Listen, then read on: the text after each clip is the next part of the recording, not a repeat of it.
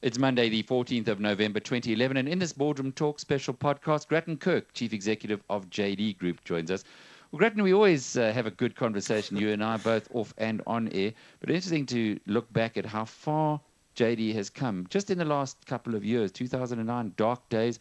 There's a good set of financials that you brought out today for the year to end August, but looking back there, a couple of years ago, did you always have faith that you'd be able to claw your way out? Thanks, Alec. Well, I think on air, yes. Off air, maybe not. I think we have a saying in the office. I used to go into David's office on a number of occasions and put my head in my hands and say, when is the income statement going to catch up with all the good things we're doing? And he's a fantastic chairman from that point of view. He allows you, he puts everything in perspective and would say to me, Grattan, you keep doing the things, the basics right, keep doing what we're doing, we're making the right inroads and it'll come. And I guess these results are an indication that the 2009 dark days are behind us. It's interesting as well that you've taken on new challenges with that transaction with Steinhoff. Was that something that you've been chasing for a while, or did it just become out of the air? I think if you look at the strategy embarked upon 2008, 2009, then what we had to do was separate out retail from financial services. We then said that we needed to augment our retail offer outside of pure furniture. Up until then, we were reliant 100% on furniture and appliances for our livelihood through our consumer finance business.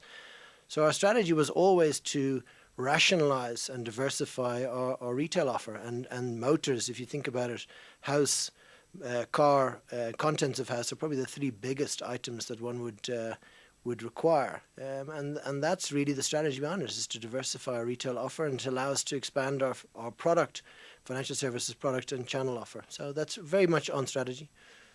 Because there was a time that Steinhoff tried to do the full-blown merger. Yes. And that was turned down, I suppose, fortuitously looking back, because it was at a time when the pricing was pretty high, and that was turned down by the financial analysts who didn't think it was a good idea. I think from a Steinhoff point of view, absolutely. That transaction was significantly at a higher price than our current share price. So, yeah, I think it would have been some, I guess, dilutionary from a Steinhoff point of view. So the timing of this transaction is more, better from Steinhoff. For us, we've spent that 3 years since 2007, really right-sizing the business, repositioning the business, and establishing a foundation on which to grow. So, it would have been a more difficult time for Steinhoff over the last number of years in terms of that acquisition.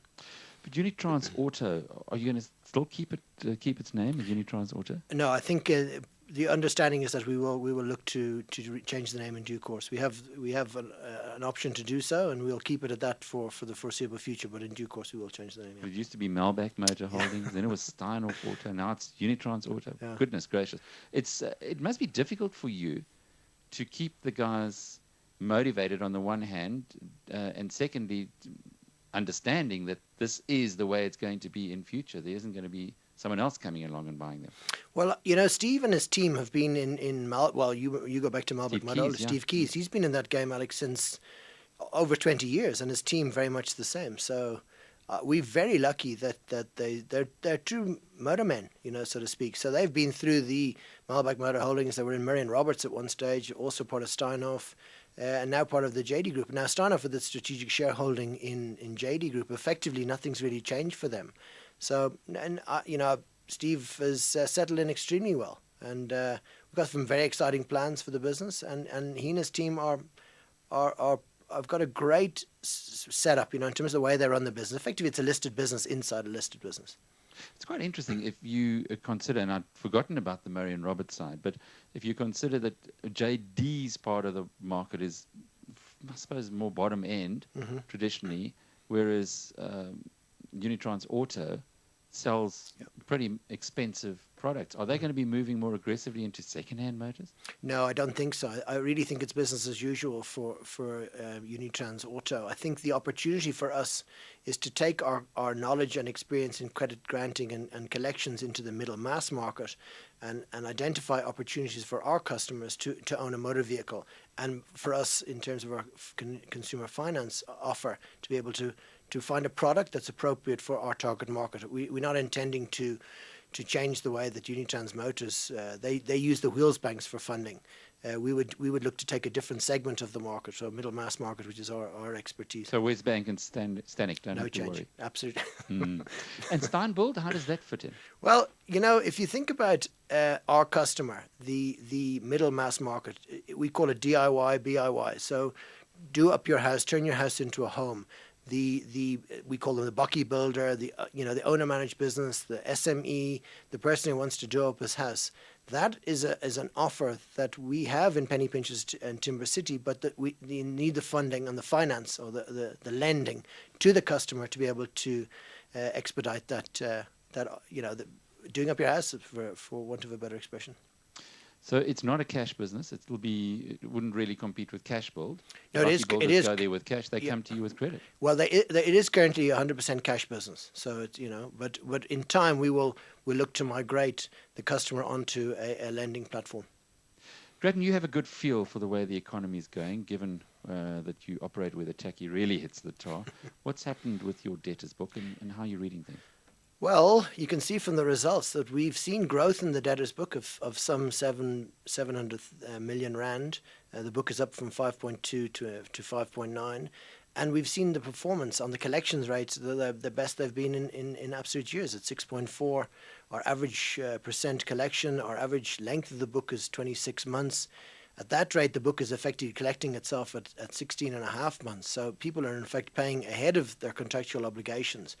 So the book, since we've centralized it in 2008-9 and taken credit granting collections out of the branches, the performance has been, 2009, as we referred earlier, we wrote off 1.1 billion.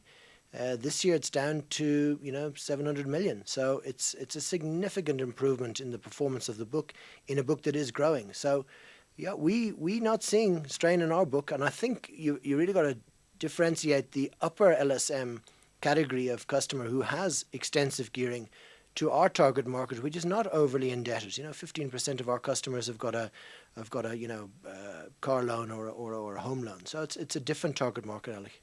Only 15%. But I suppose that's where one's seeing the strategy now. You've spent the hard work in taking out financial services from the branches.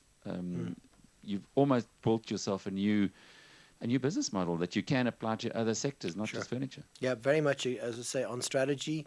Our consumer finance business has got to be a standalone business with its own channels, its own products, and its own target market. And that's very much, and you can only really do that in our opinion in a centralized environment, because you've got to have the same level of exactness when it comes to credit granting and collections.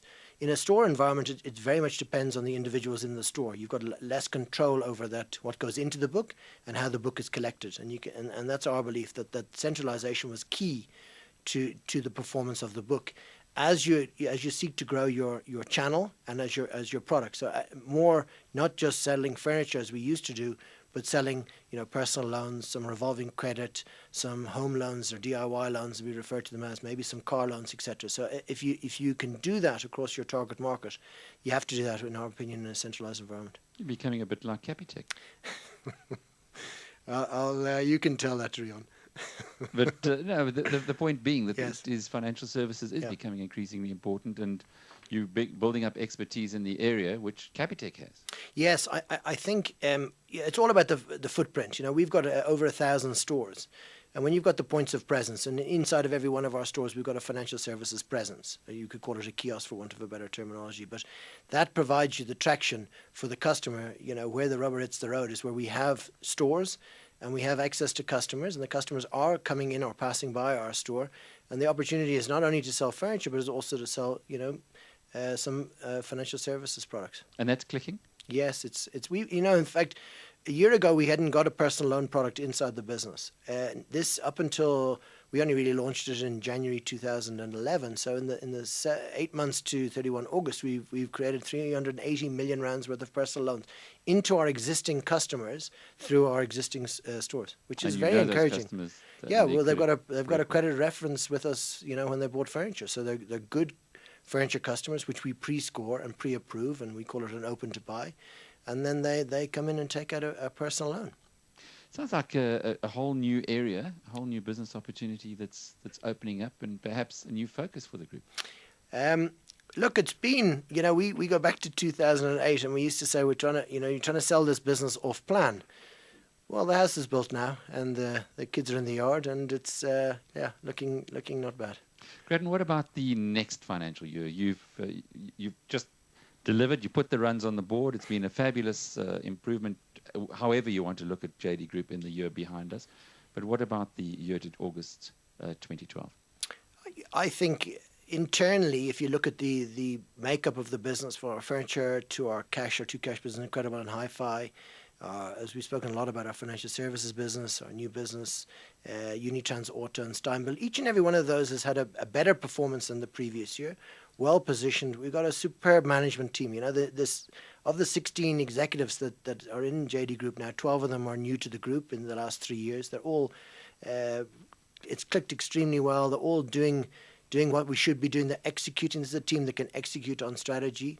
So, a lot of the stuff that we, internally that had to be done is now very much done. And we've got the new ERP systems to finish off in the next 12 months to roll out the centralization distributions. But I think for the first time in 3 years, I'm pretty confident. And Steinhoff as a partner or as a big shareholder? Yeah, they bring a lot of international traction to our offer. So both from a retail format point of view, they've got a lot of nice brands overseas, which we could see one or two of them being brought to South Africa, as well as the international sourcing. They're a huge international player where we can piggyback on their sourcing, supply chain, and distribution into our target market. So very encouraging and hugely supportive. So it's a great transaction for us. How much difference does that make in the when you say the international sourcing with Steinhoff or piggybacking on them? Well, at the moment we do less than 5% of our importing in our furniture business from the international market. So if you think that there's an opportunity to bring new furniture in, new designs, new look and feel, different ranges, margin opportunities, and your buying opportunity that, if you're buying on the back of what they're buying, and there's a pricing differential. And when they've got 30% of your business, they've got a vested interest in making it happen. So we've got a common interest in the relationship and the supply chain. So double-digit growth again this year? I'm confident that we've got the base right, and we've got the hard yards, as you say, put the runs on the board. The hard work has been done. The last 3 years has established a solid foundation. So I'm very optimistic about 2012 and 13. Grattan Kirk is the Chief Executive of the JD Group.